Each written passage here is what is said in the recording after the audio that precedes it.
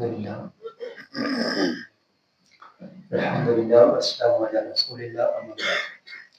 باب الوضوء مرتین مرتین، باب ہے وضو کا دو دو بار اعضاء کو دھونا۔ پہلے ہم نے باب پڑھا تھا اور حدیث پڑھی تھی جس میں وضو کے اعضاء کو ایک ایک بار دھونے کا بیان تھا،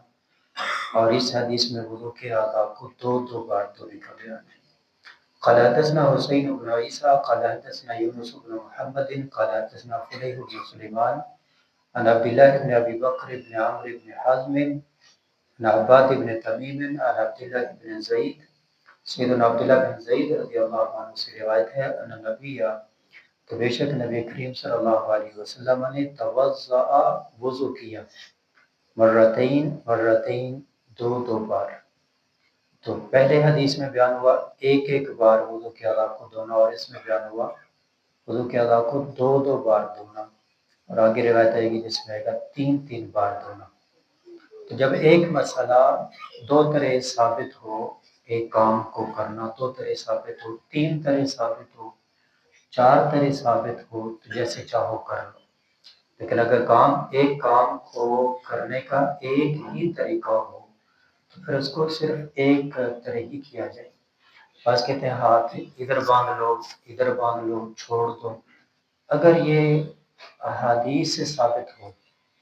پھر سمعنا وأطعنا، کیونکہ دین کے معاملے میں اپنے پاس سے کوئی بات نہیں کر سکتے، اگر اپنے پاس سے کریں گے وہ قبول نہیں ہوگا۔ دین کے معاملے میں یاد رکھیں قرآن اور حدیث کی مہر چاہیے، جس کام کے اوپر قرآن اور حدیث کی مہر ہوگی وہ درست ہوگا۔ ایک کام کو کرنے کے دو طریقے، تین طریقے، چار طریقے، لیکن وہ قرآن اور حدیث کی مہر ہو دونوں طریقوں کے اوپر، تینوں کے اوپر، چاروں کے اوپر، تو وہ قبول ہوگا۔ من عمل عملا لیس علیہ امرنا فہو رد، تو اگر قرآن اور حدیث کی مہر ہو تو قبول ہوگا، اور اگر مہر نہ ہو تو قبول نہیں ہوگا۔ بعض کہتے ہیں اچھا یہ جو سپیکر ہے یہ بھی تو پھر تم استعمال کرتے ہو، ہم سپیکر کو دین تھوڑا سمجھتے ہیں، سپیکر کے بغیر اذان ہو جاتی ہے، جماعت بھی ہو جاتی ہے۔